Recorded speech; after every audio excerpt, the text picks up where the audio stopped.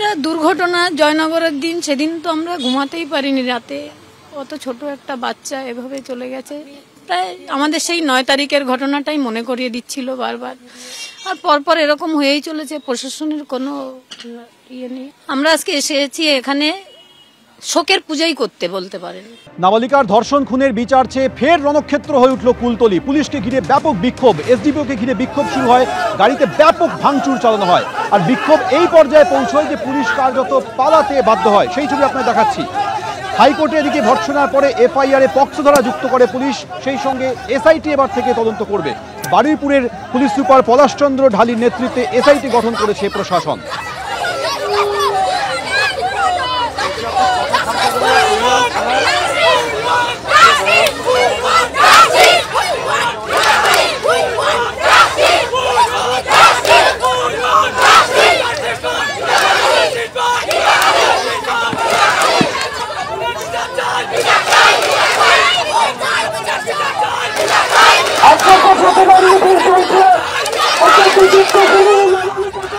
আজ শুধুমাত্র যে এসডিপিওকে ঘিরে বিক্ষোভ দেখানো হয় তা নয়, তৃণমূল সাংসদ প্রতিভা মণ্ডল যখন তার পরিবারের সঙ্গে দেখা করতে যান, তাকে ফের ঘিরে ধরে বিক্ষোভ দেখান স্থানীয় বাসিন্দারা।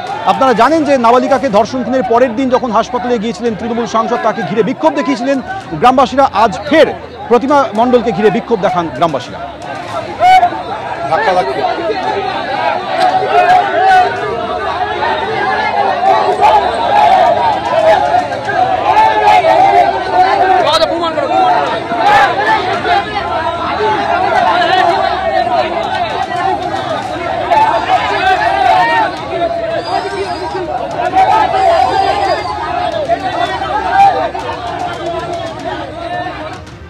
আমি একটা দলের আগে যখন নমিনেশন পেয়েছিলাম তখন একটা দলের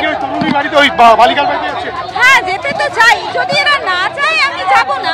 আমি মারামারি আমি একা এসেছি, দেখো আমার সাথে কোনো মহিলা বাহিনী নেই, কোনো পুরুষ বাহিনী নেই, কোনো এমএলএ নেই, কেউ নেই, আমি একা।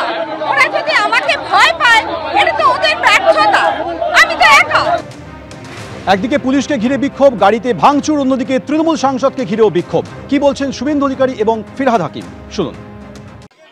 ঝাঁটা ধরুন, ব্লিচিং ফিনাইল দিয়ে সাফ করুন। মমতাকে প্রাক্তন না করলে আমাদের কোনো মেয়ে, দিদি, মা, বোন কেউ সুরক্ষিত নয়। সব জায়গায় ধর্ষকরা তৃণমূলের লোক, সব জায়গায়। কুলতলিতে এটা একটা পলিটিক্যাল বিক্ষোভ হচ্ছে, মানে ওরা করাচ্ছে, সেটা হচ্ছে সিপিএম এবং বিজেপি হাত মিলিয়ে এটা করাচ্ছে, আননেসেসারি করাচ্ছে। এটা যা যা হাইকোর্ট অর্ডার দিয়েছে, যেভাবে পোস্টমর্টম সব হয়েছে, এটা ক্রিমিনাল থাকবে, ক্রিমিনাল অন্যায় করবে, তাকে দৃষ্টান্তমূলক শাস্তি দিলে অন্য ক্রিমিনাল ভয় পাবে যাতে এই কাজটা আমি না করে। সেটাই কোর্টের কাজ, সেটাই সমাজ ব্যবস্থার কাজ, এবং সেটা ওই অনুযায়ী তো কাজ হচ্ছে। কোর্ট তো এটাকে মনিটর করছে। এই বিক্ষোভটা পলিটিক্যাল, কিছুদিন থাকে, হই হই করে, তারপরে আবার সেই যারা ভিকটিম হয় তাদের কিন্তু দেখতে আমাদেরই হয়, তখন আর থাকে না। আমরা তো লড়াই করতে যাচ্ছি না, পুজোর মধ্যে আমরা অপ্রীতিকর ঘটনাও ঘটাতে যাব না। সুতরাং তারা যদি কিছু ছিচকে ওই বিজেপির আর সিপিএমের কতগুলো লাপালাপি করে, তা আমি তো ওর সাথে এখন মারপিট করতে যাব না। Law will take its own course, এবং আবার ইলেকশনের রেজাল্টে দেখবেন যে ওখানে কি হয়।